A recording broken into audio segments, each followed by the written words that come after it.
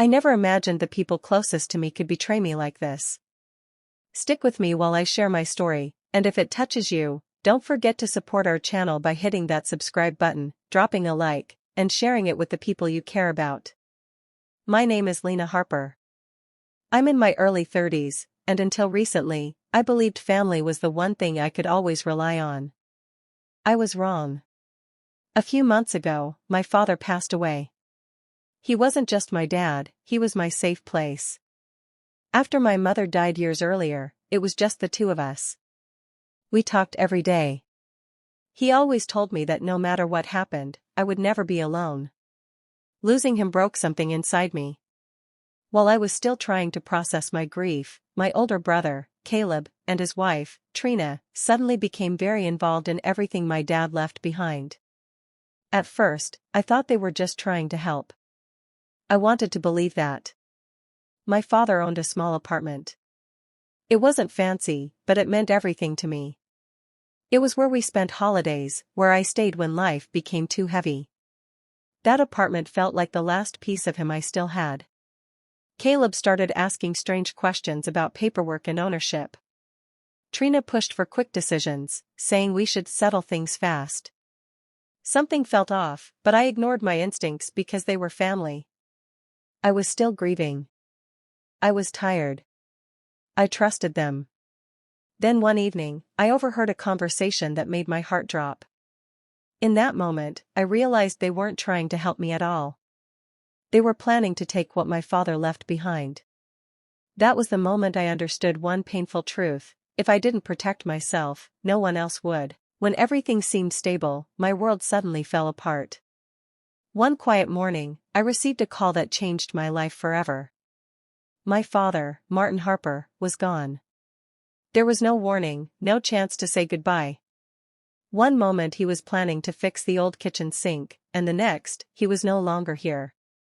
He raised me with patience and warmth.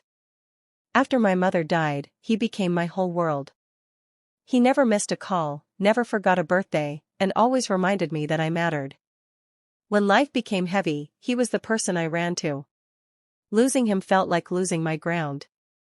The silence he left behind was unbearable. The house felt empty, and nights felt longer than ever. During the days after his passing, my brother Caleb stepped in.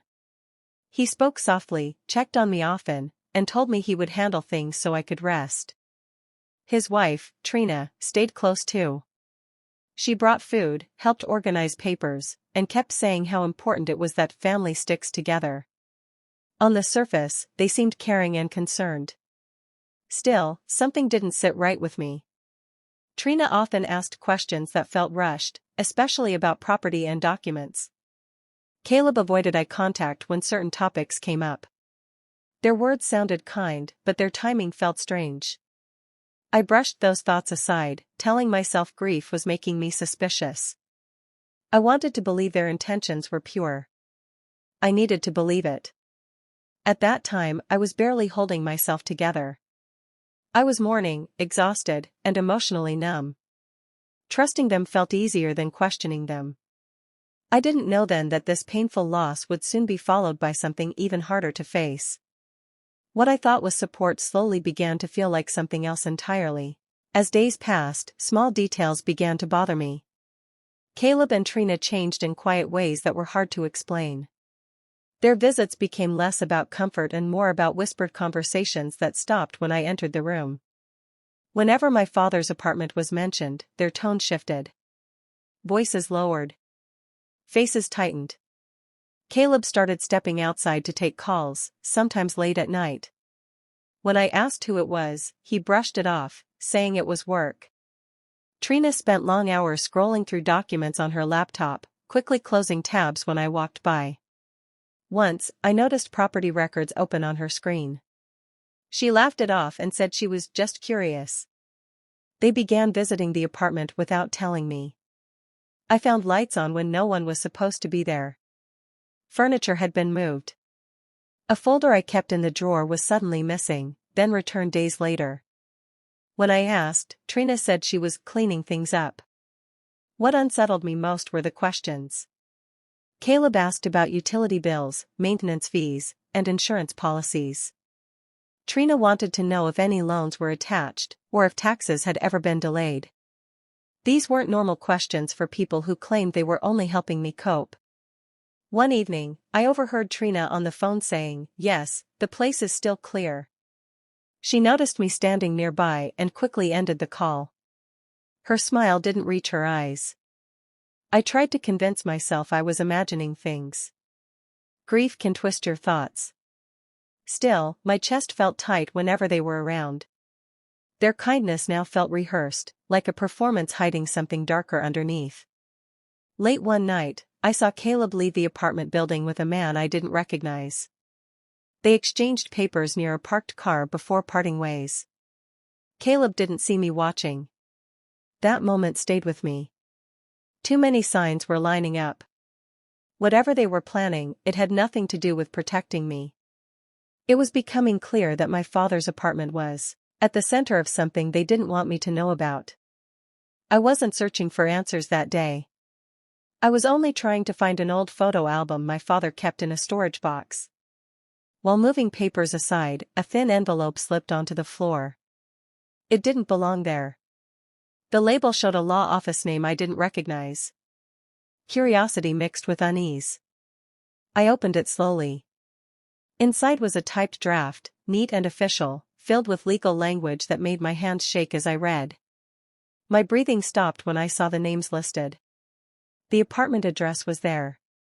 So was a transfer agreement. The new owners were already decided. Caleb and Trina. My name was nowhere on the page. For a moment, I couldn't process what I was seeing. I read the lines again and again, hoping I misunderstood. But the meaning stayed the same. This wasn't a mistake. This was planned. Dates were filled in. Signatures were prepared. Everything looked ready, just waiting to be finalized. My chest tightened, and tears blurred the words. The pain wasn't only about the apartment. It was about trust. About family. About realizing that while I was mourning, they were preparing to take something precious from me. I sat down on the floor, clutching the papers. My heart felt heavy, like it was sinking. I thought of my father's voice, his kindness, the way he always tried to protect me. The idea that his memory was being used this way felt unbearable. Anger slowly replaced the shock. My hands trembled, not from fear, but from hurt so deep it felt physical. They had smiled at me. They had comforted me. All while hiding this. I felt foolish for not seeing it sooner. Every strange moment suddenly made sense. Every rushed question now had a purpose. This wasn't help. This wasn't care. It was betrayal. In that moment, something inside me changed. The sadness was still there, but it no longer controlled me. I realized I was standing at a line I couldn't step back from. They thought I was unaware. They thought I was weak. After discovering the truth, I carried a storm inside me. Every time I saw Caleb, my heart pulled in two directions. He was still the person I grew up with, the one who used to walk me to school and defend me when others didn't. That history made everything harder. I wanted to confront him immediately. The words formed in my mind over and over, sharp and demanding. Yet each time I imagined his face, my courage faded. Part of me hoped there was some explanation, something that could make this less cruel than it seemed. Trina's presence made my stomach turn. I struggled to look at her without remembering the papers I had seen. Her calm voice and polite smiles now felt heavy with deception. Still, I stayed silent. Speaking up felt like breaking the last fragile thread holding our family together. At night, sleep escaped me. I replayed old memories, searching for signs I missed. I questioned myself constantly. Was I being too harsh? Was grief pushing me to assume the worst? Those doubts gnawed at me, even as the evidence stayed clear in my mind. Anger burned beneath the sadness. It rose whenever I thought about how easily they planned this, how little they seemed to care about what I was going through. Then guilt followed. Feeling angry at my own brother felt wrong, almost shameful. I avoided being alone with them, afraid my emotions would spill out. My hands shook when my phone buzzed with Caleb's name. I hated that he still had power over my feelings. I stood at a crossroads. Silence protected peace, but only on the surface. Speaking out risked destroying what little family I had left. Either choice felt painful. In that quiet struggle, I realized something important. No matter how much I loved my brother, love didn't erase what he had done. And pretending everything was fine was slowly breaking me apart. Once my emotions settled, clarity replaced confusion. I understood one thing with certainty: staying passive would cost me everything. I refused to let deception decide my future. If they were moving in silence, I would do the same. I stopped reacting and started observing. Every interaction became a source of information. I paid attention to timelines, patterns, and inconsistencies. When Caleb mentioned expenses, I noted dates. When Trina discussed logistics, I listened closely without responding much. They believed I remained unaware, and that belief worked in my favor. I began collecting paperwork quietly. Financial summaries appeared in shared folders they forgot to secure. Transaction trails revealed movements that raised serious questions. Each document felt like another piece of a puzzle slowly coming together. I saved copies, organized files, and kept everything backed up. I reached out to people who had crossed paths with them recently. A building manager mentioned unfamiliar visits. A neighbor recalled conversations about ownership changes. None of them knew the full picture, but their observations confirmed my growing suspicions. Late at night, I documented conversations I was part of, careful and precise. I wrote down exact wording, tones, and reactions. Every detail mattered. I wasn't driven by rage anymore. I was focused. This process changed me. Fear faded, replaced by resolve. I realized preparation was my strongest defense. Each fact I secured gave me confidence I hadn't felt since my loss. I didn't rush. I didn't reveal anything.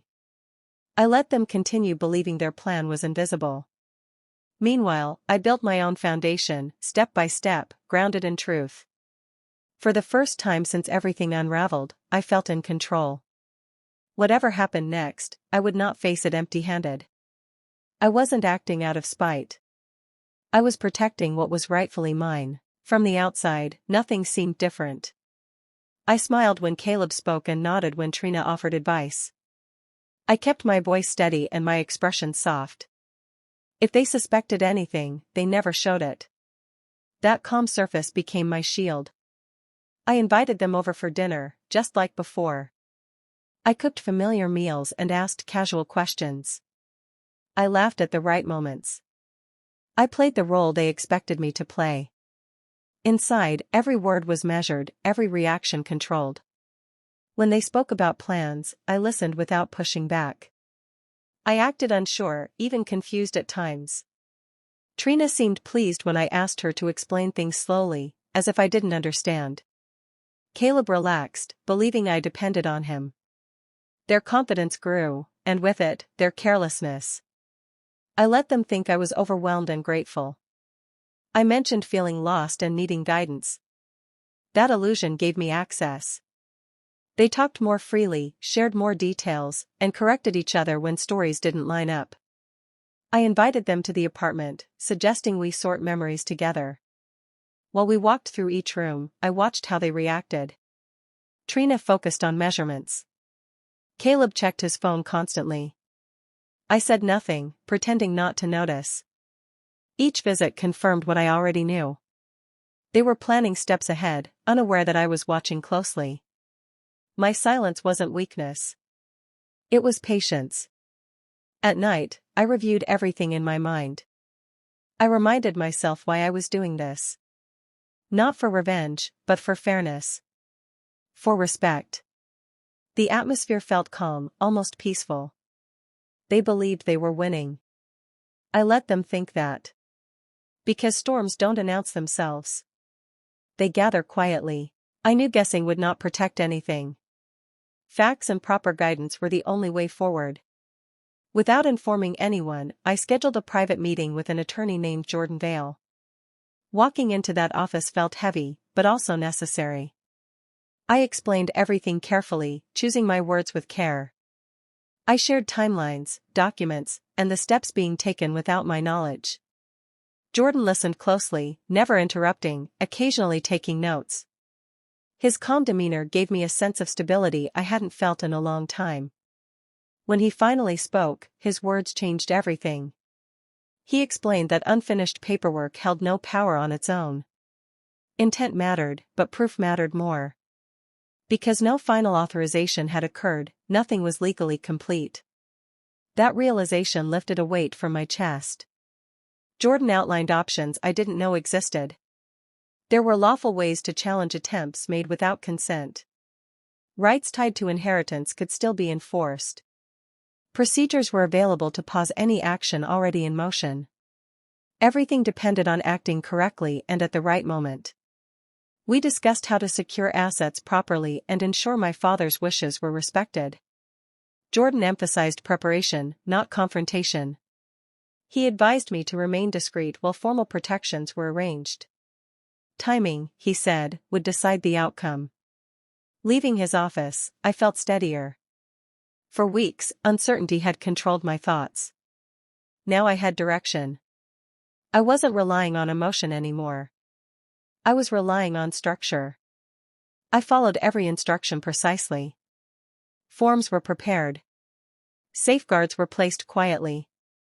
Each step added another layer of security they couldn't undo. No one suspected a thing. To them, nothing had changed. To me, everything had. For the first time since all this began, I understood that fairness wasn't about confrontation. It was about knowing the rules and using them wisely. When the time felt right, I suggested we meet together in one place. I framed it as a chance to talk things through calmly, nothing formal, just a family discussion. They agreed quickly, almost too quickly, as if they believed the outcome was already decided. I chose my father's apartment on purpose. The familiar space carried weight, and I knew it would influence every word spoken there. I arrived early and sat alone for a moment, letting the quiet settle around me. My pulse stayed steady, even though my thoughts moved fast. When Caleb and Trina walked in, they looked comfortable. Trina glanced around the rooms with interest, while Caleb spoke about future arrangements as if nothing stood in his way. I listened, nodding along, keeping my tone neutral. I asked simple questions, letting them speak freely. The more they talked, the more confident they became. They assumed I was still uncertain, still depending on their guidance. That assumption made them careless. The tension in the room was thick, even if they didn't notice it. I noticed everything. The way Trina corrected Caleb. The way Caleb avoided certain details. Each moment confirmed how deeply they believed they were in control. I kept my emotions locked away. No anger. No tears. Just patience. I didn't interrupt or challenge them. I let them build their version of events out loud. Inside, I was ready. Every document, every fact, every safeguard was already in place. This meeting wasn't for planning. It was for positioning. They thought they were leading the conversation. They thought they were guiding me toward acceptance. In reality, I was letting them walk exactly where I needed them to be. The moment arrived quietly.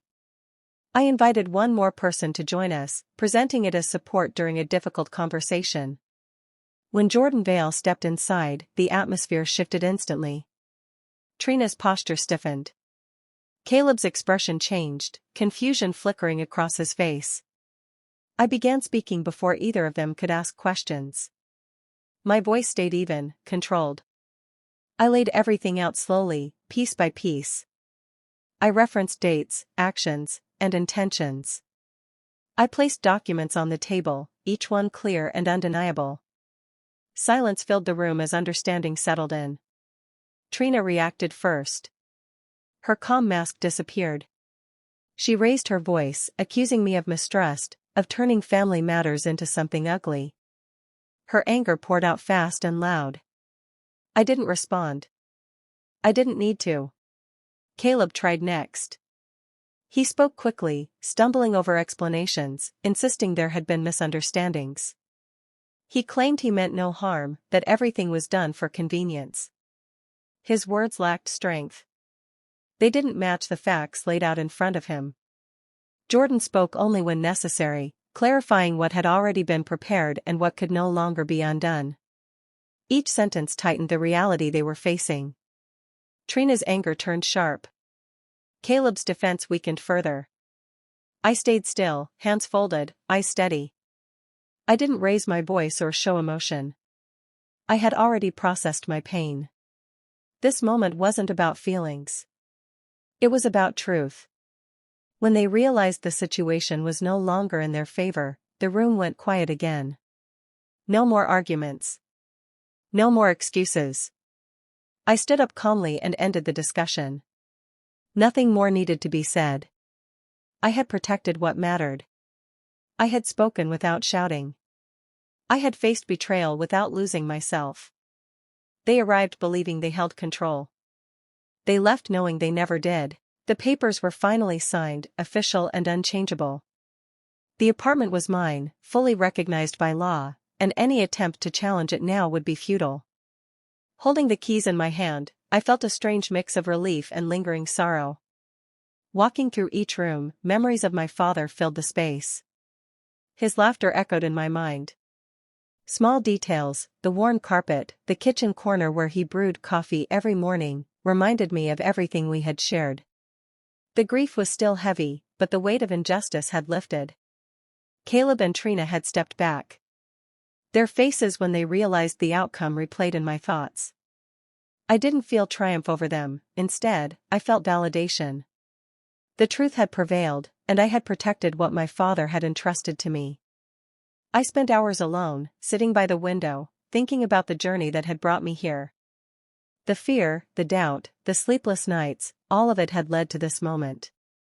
I understood now that standing firm didn't make me harsh or unkind. It made me capable. With each breath, I felt stronger. I could mourn fully, remembering my father as he was, without the shadow of betrayal hanging over me. His apartment, once a potential point of loss, had become a symbol of perseverance and respect. I finally allowed myself to grieve openly, letting tears flow without shame. At the same time, I felt empowered, knowing I had faced a challenge few could endure. The chapter of deceit had closed. What remained was my father's legacy, safe and honored, and the knowledge that I had protected it with courage and care. Looking back, I realized how fragile trust can be, even within family. People we love most can make choices that hurt deeply, and affection alone doesn't guarantee loyalty. I learned that vigilance and careful observation are as important as love. The experience taught me to pay attention to intentions, not just words. Smiles and reassurances can mask hidden agendas.